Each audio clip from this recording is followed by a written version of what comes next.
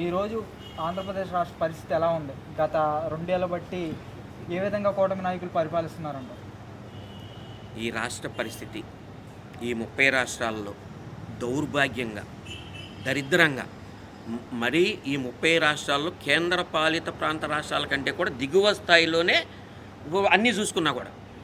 ఇప్పుడు మొన్న ఈ క్రైమ్ రేటు మీద కేంద్ర గవర్నమెంట్ ఒకటి రిలీజ్ చేసింది. దాంట్లో మన స్థానం ఎంత? 2వ స్థానం 1వ స్థానం వచ్చింది క్రైమ్లో. క్రైమ్ కానీ, ఈ అరాచకాలు కానీ, ఈ గంజాయి కానీ, మాఫియా కానీ వీటిల్లో. అలాగే ఏ గణాంకాలు చూసినా కూడా ఆంధ్రప్రదేశ్ అట్టడుగు స్థానానికి దిగజారిపోయింది. అభివృద్ధి శూన్యం, మరి అట్లాగే సంక్షేమం శూన్యం.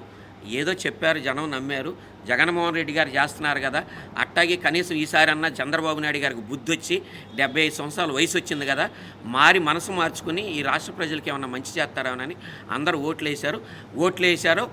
వేసుకునేలాగా చేశారో, లేకపోతే ఆ మిషన్లే ఓట్లు వేసినాయి, ఇవన్నీ కూడా ఇప్పుడు కూడా మిస్టరీయే.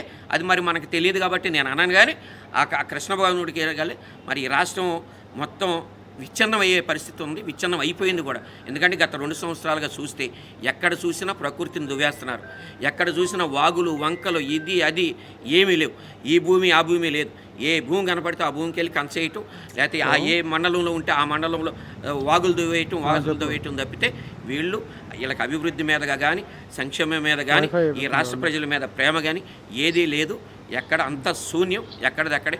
ఎందుకంటే మా జగన్మోహన్ రెడ్డి గారు 19 నుంచి 24 మధ్యలో మంచి సంక్షేమానికి, అభివృద్ధికి బాటలేస్తే అటన్నిటిని కూడా పక్కన పెట్టేసి దరిదాపు ఈ దేశంలోనే స్వతంత్రం వచ్చిన తర్వాత 80 సంవత్సరాల కాలంలో ఎవరు చేయనంతగా 17 మెడికల్ కాలేజీలు చేస్తే వాటిని దరిదాపు ఒక 5,000 కోట్లు అయితే మొత్తం కూడా అవన్నీ కూడా మరి చక్కగా ఈ రాష్ట్రం నుంచి ఎవరు ఒక్క విద్యార్థి కూడా బయటికి వెళ్లకుండా ఈ రాష్ట్రంలో చదువుకునే అవకాశం కలగాలని చెప్పి ఆకాంక్షించి 17 మెడికల్ కాలేజీలు కట్టేస్తే దురదృష్టవశాత్తు మేము 24లో వాడిపోతే వాటిని మిగతాది పూర్తి చేయడానికి 5,000 కోట్లు లేవని చెప్పి వాటిని పక్కన పెట్టేసి ఈ రాష్ట్రంలో ఇంతకంటే దౌర్భాగ్య పరిస్థితి ఈ దేశంలో ఎక్కడ కూడా లేదు. అట్లాగే 10 ఫిషింగ్ హార్బర్లు తెచ్చారు, తర్వాత 4 పోర్టులు తెచ్చారు. అవన్నీ కూడా నిర్మాణ దశలో, పూర్తయ్యే దశలో అంతా కూడా 60%, 70% అయితే వాటిని అన్నిటిని పక్కన పెట్టి ఆయన చేసిన ఏ చేయకూడదని వాటిని కూడా